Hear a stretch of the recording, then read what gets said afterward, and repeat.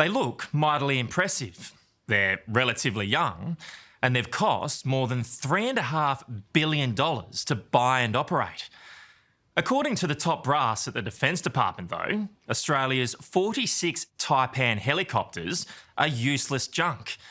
Others say they're dangerous, as we tragically saw last July when one crashed near Hamilton Island, killing 4 Australian airmen.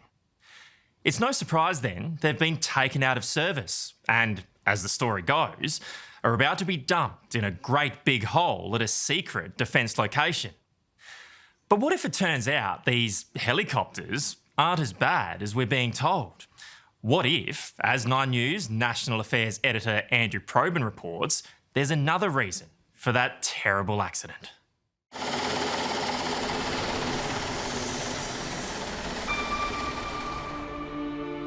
At first light, the Whitsunday Passage off the Queensland coast is particularly picturesque. But heartbreakingly, all David Naggs sees is a graveyard. It'll always be where I lost him. To remember him. Lonely, cold place to die, isn't it? The body of his son Alex was never recovered after his helicopter crashed here last year. It's a beautiful part of the world. Beautiful, but still deadly.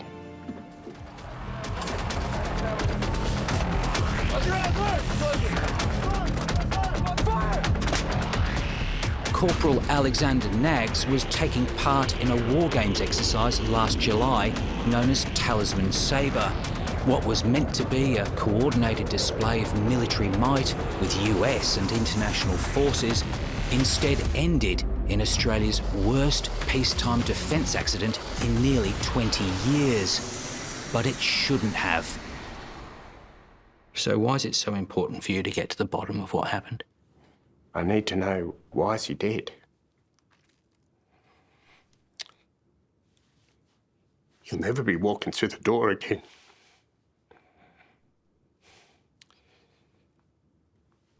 Why? How? You've got all these people, very capable people looking after these aircraft, very capable people flying them. How the hell did this happen without a shot being fired? What's it been like trying to get information out of Defence? Impossible. It's not just David. The families of 3 others, Captain Daniel Lyon, Lieutenant Max Nugent and Warrant Officer Phil Laycock, are living with the same pain. As we go to air, there are grave fears for 4 people after a chopper plunged into the ocean off Hamilton Island. The men were on board an MRH-90 Taipan helicopter with call sign Bushman 83. It was July 28th. The chopper took off from Proserpine with 3 other Taipans shortly after 10 p.m. It was dark, the weather was bad, and they were flying low, just 200 feet. It was a half moon that night, and that's what they accept. But you just got to have your equipment, rely on it, not be let down by it. About 10:30, Bushman 83 was seen suddenly climbing before abruptly pitching nose down towards the water. The mission commander in the helicopter at the rear of the formation radioed. 83, pull up, pull up, pull up. Seconds later, the Taipan smashed into the sea at high speed. Yeah, they hit the water at a pretty heavy rate of knots. So it was a drop out of the sky. That was the start of the next 8 months of trying to find out what happened, what's gone on, and getting told, no, we can't tell you, it's a secret. Could compromise the investigation. You know, what is holding it up? The straight question, do you know what happened? Tell us. Tonight, we cut through the secrecy surrounding this controversial aircraft and bust myths about the Taipan's safety. And we ask why the fleet of Taipan choppers have been dismantled and discarded in a Townsville hangar. Because evidence suggests the likely culprit in this crash wasn't a mechanical problem with the chopper, but something else entirely. They know the answers. They've got the information off the flight data recorder. Release it. Yeah, every day it goes on without certain release. You got to think, are they hiding something?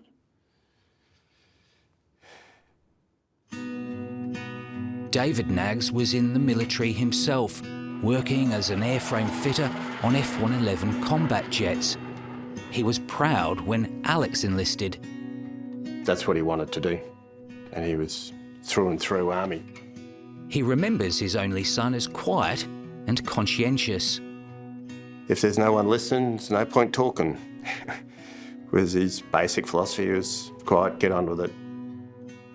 While David says Alex never wanted to be at the centre of attention, his death and that of his three mates has changed all of that for disturbing reasons. As devastating as this crash was, what's shocking is that there were people within Defence who had warned a catastrophe of this kind was not just possible, but probable. Defence's own safety experts wrote an alarming report pointing to serious issues with the navigation equipment that's critical in moments of split decision. As you'll see, red flags weren't just missed, they were seemingly ignored.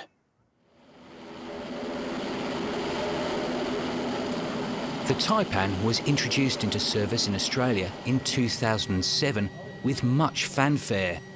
Good morning, sir, ladies and gentlemen. Welcome to this morning's demonstration of the next generation of ADF helicopter. But from the outset, the choppers courted controversy. The fleet was grounded multiple times for engine issues, tail rotor trouble and software glitches. But it was the Taipan's running costs that really raised eyebrows. Supposedly $48,000 an hour for each helicopter.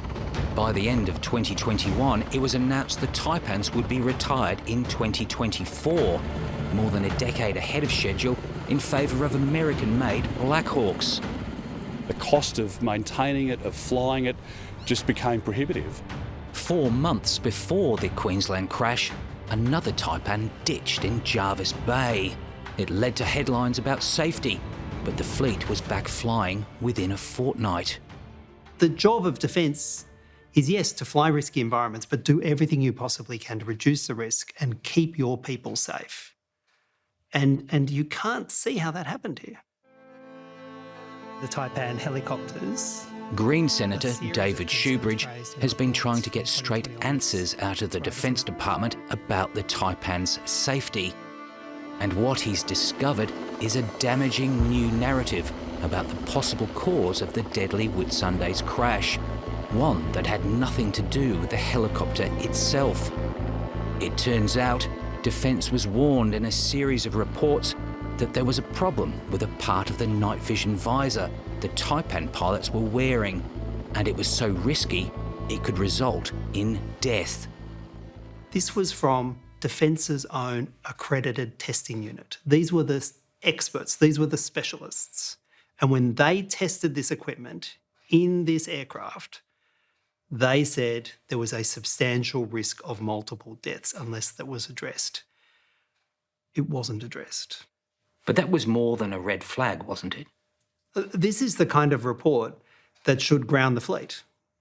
Substantial risk of multiple deaths. If that doesn't ground the fleet, what does ground the fleet? The pilot's helmet contains a sight display that projects onto the visor information about the way the aircraft is flying. It's called the top owl, and it means the pilot doesn't have to look down at the instrument panel. It's a piece of equipment retired pilot Tim Leonard knows well. Initially, it's really quite overwhelming. There is just a massive amount of information in front of you. So pitch and roll information is projected to the pilot. And vertical speed, whether I'm climbing or descending. I imagine it's all the more important when a pilot is flying at night. Absolutely. At night and at low level, this information becomes really quite important. Tim spent 32 years in the Navy and another decade as a defence contractor, mostly flying helicopters, including the Taipan, and he served as a squadron commander.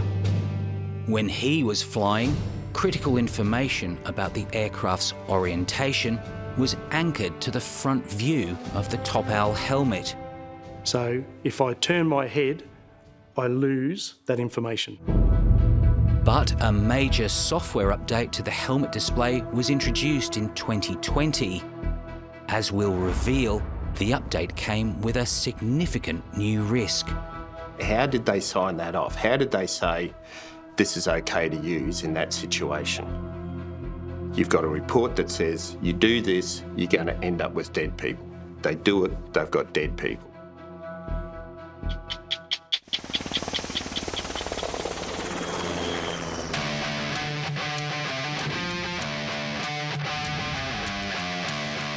In slick defence videos, the MRH-90 Taipan helicopter appears to be nothing short of a majestic and powerful flying machine.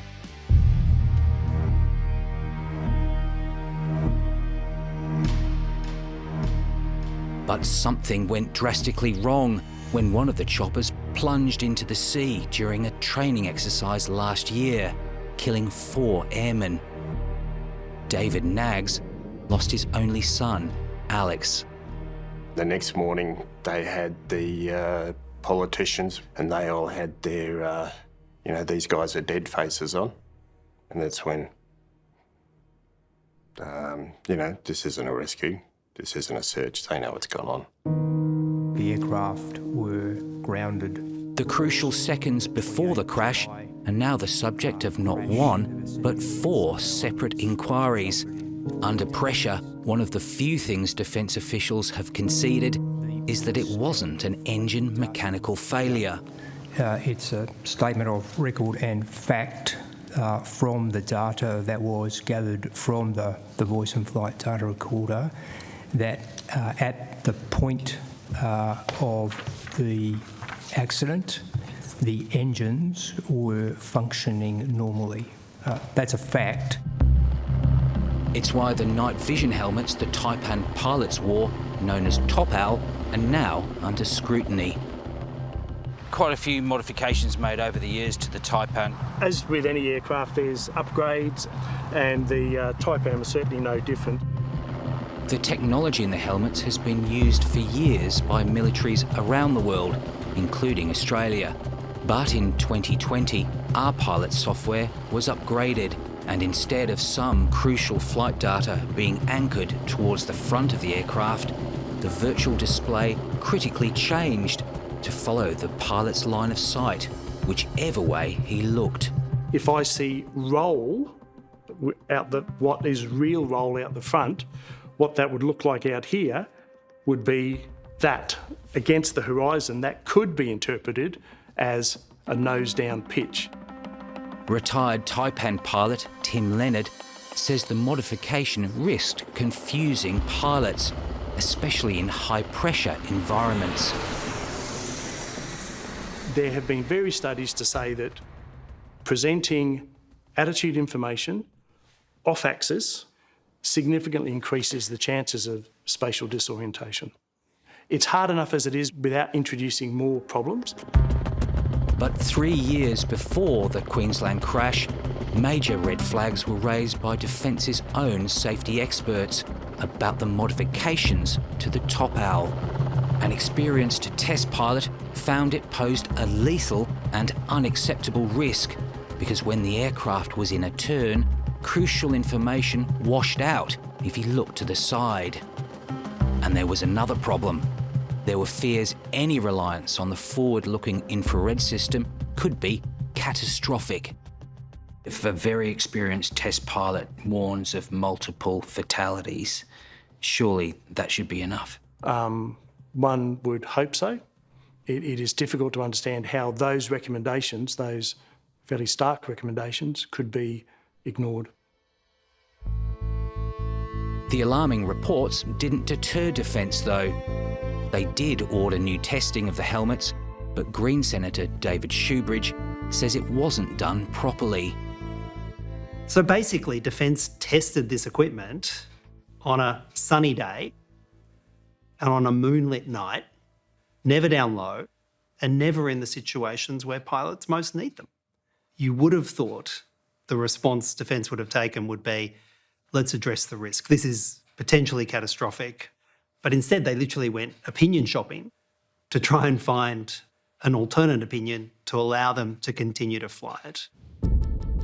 After offering pilots extra training and updating the flight manual, Department of Defence officials were satisfied the new helmet software was safe. Strangely, pilots were also instructed to only look forward when assessing the orientation of their aircraft. And the idea that you'd say to the pilot, well, just ignore what's happening on your heads-up display and refer to the primary instrument when they're in conflict. I mean, as I said, it doesn't take an expert to tell you that that's a major problem. And that's what they always talk about. If you become disorientated, don't trust your own body. Believe what the instruments are telling you. Trust the instruments. Trust the instruments, but if there's a difference between what you can see in the visor and the other information, that's potentially fatal, isn't it? That does make things very difficult for the pilot. Defence insiders have told 60 Minutes there's a tension between those who are charged with safety and those who wanted to keep choppers in the sky. They say this results in an operational bias where matters of safety risk running second. David Knaggs is still grappling with the level of risk taken by Defence during the Talisman Sabre exercise, and he's furious at the thought his son Alex may have been flying with faulty equipment. How did they sign that off? How did they say this is okay to use in that situation? You've got a report that says you do this, you're going to end up with dead people. They do it, they've got dead people.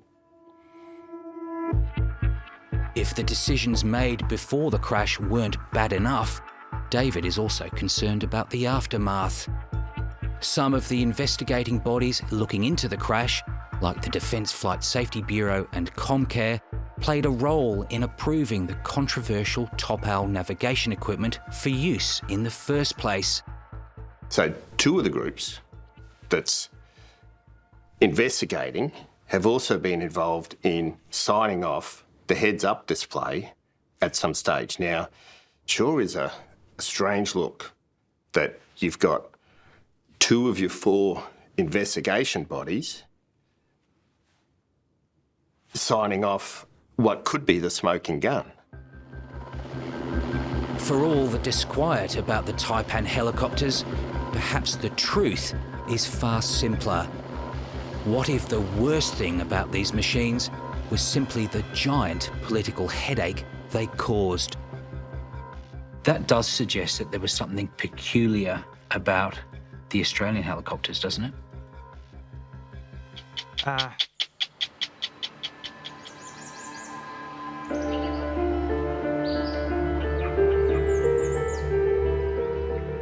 Like any military, the Australian Defence Force wants to be feared, known for its strength and agility.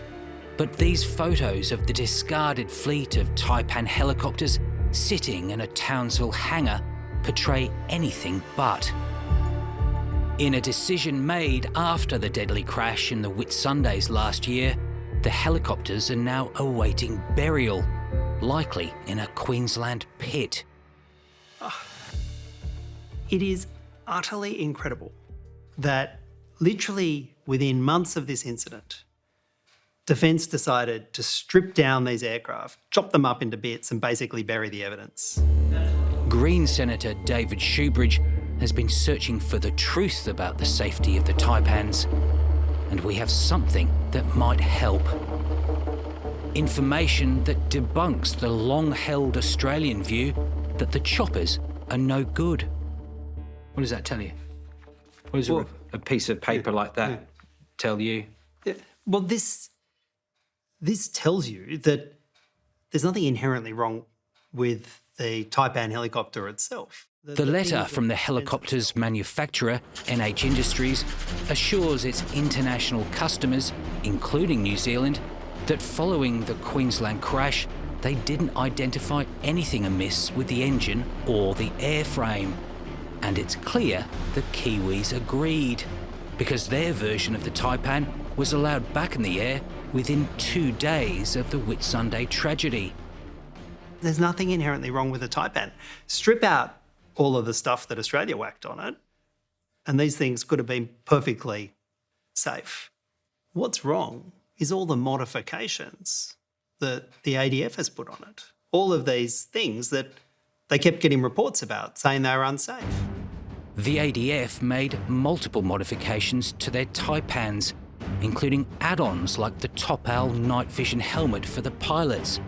The New Zealand Defence Force doesn't use that system and told us there'd been no serious problems with its fleet. What was wrong with the Australian helicopters that made them so dangerous? Well, that is exactly what the investigation needs to determine. And I'm obviously not in a position to answer that question until we get the report of the investigation. It's not unusual for politicians to use official investigations as convenient camouflage. Defence Minister Richard Marles insists he can't interfere. The manufacturer of the Taipan, MRH Industries, sent a note to its NATO partners saying analysis of the voice and flight data recorder showed there was no failure, malfunction or defect. It's here in black and white. That does suggest that there was something peculiar about the Australian helicopters, doesn't it? I think we need to take that communication in its context. I mean, the flight data recorder did provide information which is reflected in that letter. But again, it does not answer the question of itself. I've spoken to defence insiders who say there's a tension between those responsible for safety and those who have a great interest in keeping the helicopters in the air. Under the current design, you've got the Defence Aviation Safety Authority and operational units effectively with the same boss. That's conflicting, isn't it? It is really important that what you're suggesting be looked at. And if there is something that can be learnt here in terms of how our structures operate, we need to learn it from this tragic event. The decision to dismantle the Taipans was made despite desperate calls from Ukraine. It asked the Australian government to donate its unwanted fleet to the war against Vladimir Putin's Russia. But Ukraine's plea was rejected. It's a decision and logic former Taipan pilot Tim Leonard can't quite believe. I think the whole narrative about the Taipan being unsafe is flawed. It's not an unsafe aircraft. It might be an expensive aircraft to operate, but it's not unsafe. So the decision not to consider providing these aircraft to Ukraine to me seems a bit strange, let's say. Australia's now short of helicopters. You've had to hire some helicopters from the Brits. This is an embarrassing capability gap, isn't it? Well, there is a capability gap, and we made that clear when we made the announcement to ground the fleet. It's no small thing to ground our fleet of helicopters permanently, but it was the decision we needed to make to get to the future as quickly as we can. In an extraordinary concession, even Richard Marles admits abandoning the Taipan fleet in favour of American Black Hawks had nothing to do with safety. Well, look, we made a decision to move from Taipans to Black Hawks, which was not about safety. It was about having a more cost-effective, reliable airframe to do troop lift. And that was a decision that was made prior to this terrible accident.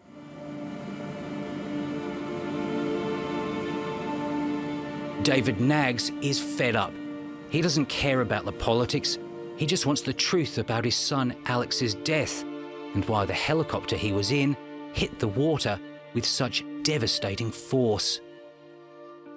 I gave a DNA sample they had something like the size of a 20-cent piece that responded to my DNA. So that's it. I mean, 20 cents. the funeral was with an empty casket that there's no way he could have fit it in. Yeah. There's nothing off limits here. Everything that can be examined will be examined so that we, in the deepest way possible, do understand and learn what occurred on that night. So someone will be found accountable for the death of 4 airmen? Well, we will get to the bottom of what happened in relation to their deaths. We will certainly do that. I know Alex had great respect for all the guys that he was with, that he flew with. And I know there's people that remember them greatly and fondly and pay them, my greatest respects.